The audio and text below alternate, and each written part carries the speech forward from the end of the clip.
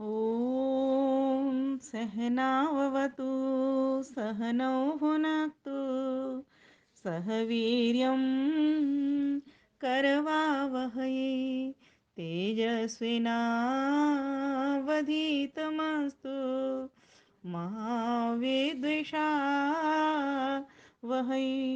ॐ शान्ति शान्ति शान्तिः। सम्मानीय विद्यार्थीगण, सादर सप्रेम नमस्ते। बहुत ही सुंदर विषय चल रहा है चतुर्थ समुल्लास सत्यात प्रकाश का, और इसमें हमने भूमिका के रूप में भी जाना पूरे समुल्लास को, और मनुस्मृति के 4 श्लोकों को भी जाना। तो चौथे श्लोक को, मनुस्मृति के को, जब महर्षि दयानंद सरस्वती ने हमको बताया तो हमारे मन के भीतर भी प्रश्न उठा, क्योंकि उसके भीतर कहा गया था असपिंडा च या मातुः असगोत्रा च या पितुः सा प्रशस्ता दुजाति नाम दार कर्मणि मैथुने। जो कन्या माता के कुल की 6 पीढ़ियों में न हो और पिता के गोत्र की न हो, उस कन्या से विवाह करना उचित है। तो यहाँ हमने जाना था उस कन्या से विवाह करना उचित है जो कन्या माता के कुल की 6 पीढ़ियों में ना हो, अर्थात वर पक्ष की जो माँ है उसकी 6 पीढ़ियों में नहीं, उसके मामा नाना मौसा इनके घरों में से ना हो, और पिता के गोत्र की भी ना हो, मतलब सगोत्री भी ना हो।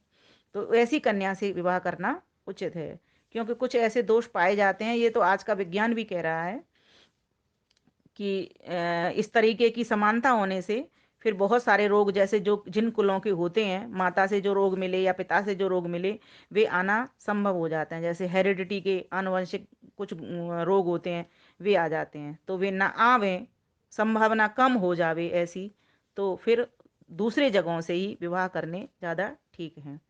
तो इस प्रकार से हमने जाना। तो फिर प्रश्न आया था कि क्यों, तो इसमें फिर शतपथ ब्राह्मण का और गोपथ ब्राह्मण का यहाँ पर वचन दिया गया है। परोक्ष प्रिया एवं ही देवाः प्रत्यक्ष दोषः, कि इसीलिए विवाह करना ठीक नहीं है माता की पीढ़ियों में और पिता के गोत्र में, कि ये तो निश्चित बात है कि जैसी परोक्ष पदार्थ में प्रीति होती है वैसी प्रत्यक्ष में नहीं। जैसे किसी ने मिश्री के गुण सुने हो और खाई न हो तो उसका मन उसी में लगा रहता है, जैसे किसी परोक्ष वस्तु की प्रशंसा सुनकर मिलने की उत्कट इच्छा होती है, वैसे ही दूरस्थ अर्थात जो अपने गोत्र व माता के कुल में निकट संबंध की न हो, उसी कन्या से वर का विवाह होना चाहिए। तो महर्षि आनंद सरस्वती कह रहे हैं ये तो निश्चित बात है, और ये तो सब हम और आप भी जानते हैं कि जैसे परोक्ष पदार्थ में प्रीति होती है, अर्थात जो वस्तु अभी देखी नहीं है और सिर्फ उसके बारे में सुन रखा है, तो ज़्यादा अच्छा लगता है कि हाँ वहाँ हो, और जो संबंधी लोग हैं उन्हीं में से करना है तो ना तो इतना अट्रैक्शन बढ़ पाता। और दूसरी बात, जो बुराइयां आती हैं वो अलग आ जाती हैं, जो रोग आ जाते हैं वो अलग आ जाते हैं। तो एक दूसरे की बातें भी घरों में पहुंच जाती हैं जल्दी जल्दी जब पास में ही होते हैं। इसलिए एक जगह पर आपको सुनने को मिलेगा, पढ़ने को मिलेगा कि दुहिता दूरे हिता भवती, अर्थात उसको दूर में दे दो ऐसी कन्या को। तो जब दूर में देते हैं तो बहुत सारी समस्याएं स्वयं ही सुलझ जाती हैं। नहीं तो बार बार माँ के घर आएगी, भाभी होंगी और भी होंगे, कुछ बात इधर की कुछ बात उधर की, और रोज लड़ाई झगड़े होते रहेंगे। तो इस प्रकार से यहाँ पर लेकिन जो बात है वो प्रसंग इस बात का चल रहा है कि क्यों नहीं करना चाहिए माँ के कुल में और पिता के गोत्र में। तो कहा कि जैसी प्रीति अप्रत्यक्ष में होती है, जो देखा नहीं है, वैसी हमारी उसमें परोक्ष में होती है, वैसी प्रत्यक्ष में नहीं होती। तो अप्रत्यक्ष रूप से किसी के गुण सुने हैं, है ना, किसी के बारे में सुने हैं, जो दूर हैं, जिनसे अपने कोई संबंध ही नहीं है, मतलब जो ऐसी जगह पर हमको विवाह करना चाहिए। फिर और आगे लिखते हैं, निकट और दूर विवाह करने में गुण ये हैं। देखो, निकट में कौन से दोष हैं और कौन से गुण हैं ये बताना है, कि दूर के विवाह करने में कौन से गुण आते हैं और निकट में कौन से दोष आते हैं। तो नंबर 1, जो बालक बाल्यावस्था से निकट रहते, परस्पर क्रीड़ा लड़ाई और प्रेम करते, एक दूसरे के गुण दोष स्वभाव बाल्यावस्था के विपरीत आचरण जानते, और जो नंगे भी एक दूसरे को देखते हैं, उनका परस्पर विवाह होने से प्रेम कभी नहीं हो सकता। बिल्कुल ठीक बात है।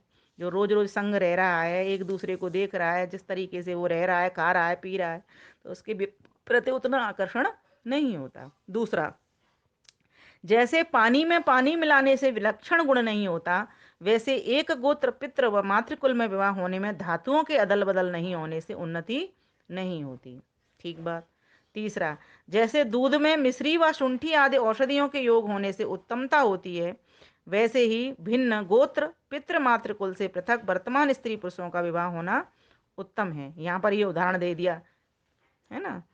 तो दूध में जैसे मिश्री और शुंठी आदि औषधियों के योग होने से उत्तमता होती है, वैसे ही जो भिन्न गोत्र पितृ मातृकुल पिता का या माता का इन दोनों से पृथक जो लोग होते हैं उनके साथ में विवाह होना अच्छा माना गया है। चौथा, जैसे एक देश में रोगी हो वह दूसरे देश में वायु और खान पान के बदलने से रोग रहित होता है, वैसे ही दूर देशस्थों के विवाह होने में उत्तमता होती है। ये भी बात ठीक है। पांचवा, निकट संबंध करने में एक दूसरे के निकट होने में सुख दुख का भान और विरोध होना भी संभव है, ठीक बात है, और दूर देशस्थों में नहीं। और दूरस्थों के विवाह में दूर दूर प्रेम की डोरी लंबी बढ़ जाती है, निकटस्थ विवाह में नहीं। छठा, दूर दूर देश के वर्तमान और पदार्थों की प्राप्ति भी दूर संबंध होने में सहजता से हो सकती है, निकट विवाह होने में नहीं। इसीलिए दुहिता दुर्हिता दूरे हिता भवती थी। देखो ये अभी की बात आ गई जो मैं कह रही थी। तो निरुक्त में ये लिखा है कि कन्या का द्वैता नाम इस कारण से भी पड़ा है कि इसका विवाह दूर देश होने में ही हितकारी होता है, निकट करने में नहीं। सातवीं बात कही, कन्या के पितृकुल में दारिद्र्य होने का भी संभव है, क्योंकि जब जब कन्या पितृकुल में आवेगी तब तक इसको कुछ न कुछ देना ही होगा। आठवां, कोई निकट होने से एक दूसरे को अपने अपने पितृकुल के सहाय का घमंड, और जब कुछ भी दोनों में वैमनस्य होगा तब स्त्री झट ही पिता के कुल में चली जाएगी। एक दूसरे की निंदा अधिक होगी और विरोध भी, क्योंकि प्रायः स्त्रियों का स्वभाव तीक्ष्ण और मृदु होता है। इत्यादि कारणों से पिता के एक गोत्र माता की 6 पीढ़ी और समीप देश में विवाह करना अच्छा नहीं। ये तीसरी बात भी यहाँ पर आ गई। पहले तो हमने जाना था मनुस्मृति के उससे श्लोक से कि पिता का गोत्र नहीं हो, माता की 6 पीढ़ी ना हो। अब यहाँ पर कह दिया कि समीप देश में विवाह करना भी अच्छा नहीं। द्वैता दुर्हिता दूरे हिता भवती थी, कि कन्या को द्वैता कहा भी इसलिए जाता है कि इसके बाद विवाह दूर देश में होने से ही हितकारी होता है, निकट करने में नहीं। क्योंकि कन्या जब माता पिता के घर आएगी तो माता पिता के यहाँ भी रोज आएगी तो रोज झगड़े भी होंगे। सबसे बड़ी बात मुझे जो लगती है वो यही लगती है कि उतना प्रेम जब नहीं रहता, प्रीति घटे नित मित्र के जाया, ये किसी कवि ने लिखा है।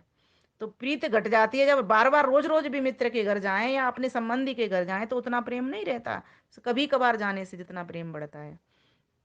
तो यहाँ बहुत सारी बातें ये बता दी। तो इस प्रकार से एक और श्लोक आएगा मनुस्मृति का, उसको भी बोल देती हूँ, फिर उसका उससे आगे का फिर आगे ले लेंगे। महान्त्यपि समृद्धानि गोजा विधनधान्यतः स्त्रीसम्बन्धे दशैतानि कुलानि परिवर्जयेत्। द्वारा, महान्ति अपि समृद्धानि गोजा विधनधान्यतः स्त्रीसम्बन्धे दशैतानि कुलानि परिवर्जयेत्। कुलानि परिवर्जयेत्। चाहे कितने ही धन धान्य गाय अजा हाथी घोड़े राज्य श्री आदि से समृद्ध कुल हों तो भी विवाह संबंध में निम्नलिखित 10 कुलों का त्याग कर देना चाहिए। तो अब इसको हम बाद में आगे बताएंगे। तो आप डटे रहिए, पढ़ते रहिए, इसी प्रकार से समझते रहिए। कोई शंका है तो हमको लिख करके भेजिए, जिससे अगले भाग में आपको कह दें और उन 10 बातों को 10 कुलों को बता दिया जाएगा कि कौन कौन से कुल हैं वे। तो ये भी मनुस्मृति के प्रमाण से ही महर्षि आनंद सरस्वती हमको बताएंगे। मनुस्मृति पठनीय ग्रंथ है, हम सभी को पढ़ना चाहिए। और सत्यात प्रकाश के भीतर तो मनुस्मृति का जितना अधिक वर्णन मिल रहा है उतना शायद आपको किसी अन्य ग्रंथ में नहीं मिलेगा। महर्षि दयानंद सरस्वती ने मनु महाराज को देखा कि मनु महाराज ने वास्तव में अगर कोई संविधान को समझना चाहता है, देश में शांति समझ लाना चाहता है तो मनुस्मृति को पढ़े और मनुस्मृति के कहे अनुसार, मनु महाराज के कहे अनुसार जीवन यापन करे तो कभी भी कोई भी दुखी नहीं होगा। जिन तरीके की समस्याओं से आज देश जूझ रहा है वे समस्याएं होंगी, न व्यभिचार होगा कहीं, न अधर्म होगा, न लड़ाई झगड़ा होगा, सर्वत्र शांति और सुख शांति का आनंद का साया बना रहेगा। तो इस प्रकार से हमको इस बात को समझ करके मनुस्मृति को पढ़ना चाहिए। जो लोग जलाते हैं वे मनुस्मृति को समझते नहीं, क्योंकि मनुस्मृति में बहुत सारे अनारे लोगों ने प्रक्षिप्त श्लोक मिला दिए हैं, उसके कारण हमारी मनुस्मृति को बदनाम किया गया है, जलाया गया है। हम आप सभी से निवेदन करना चाहते हैं, अब हमारे पास ऐसी विशुद्ध मनुस्मृति है सुरेंद्र कुमार रैली की, उसको हमको पढ़ना चाहिए और उसका लाभ उठाना चाहिए। अगर राजा प्रजा किस प्रकार से बर्ताव करें, पिता पुत्र किस प्रकार से बर्ताव करें, किस प्रकार से शरीर की शुद्धि हो, क्या हमारा धर्म है, क्या हमारा कर्म हो, ये सब कुछ वेद का कहा जाए एक छोटा संक्षिप्त रूप अगर आप चाहो तो मनुस्मृति के भीतर दे सकते हैं। मनु महाराज ने वेदों को का पूरा अध्ययन करने के बाद ही एक छोटा संविधान, एक छोटी नोटबुक हमारे समक्ष रख प्रस्तुत कर दी है, जिसके आधार पर हम कम समय में उसको पढ़ करके और वेदों का पूरा लाभ ले लें। और उसका पूरा उपकार हमें महर्षि दयानंद सरस्वती ने कर दिया कि वो प्रमाण ला करके हमको सत्यात प्रकाश नामक ग्रंथ में दे दिए। तो आज आवश्यकता है कि हमको इस सत्यात प्रकाश को खूब पढ़ना चाहिए, जिसमें एक ही जगह पर दर्शनों के सूत्र हों, मनुस्मृति आदि के श्लोक हों, है ना, और अन्य अन्य ग्रंथों के, वेद के, दर्शनों के, पुराणों के, जहाँ जहाँ से जो जो अच्छी अच्छी बात, सत्य सत्य बात मिली है महर्षि दयानंद ने ला करके वो हमारे समक्ष रखी है। तो हम सभी को इसको पढ़ना चाहिए, जो पढ़ा रहे हैं उनको पढ़ाना चाहिए, इस वेद विद्या को खूब खूब आगे बढ़ाना चाहिए, तभी जा करके परिवार, समाज, देश और विश्व का कल्याण हो सकता है। इति ओम। धन्यवाद। नमस्ते।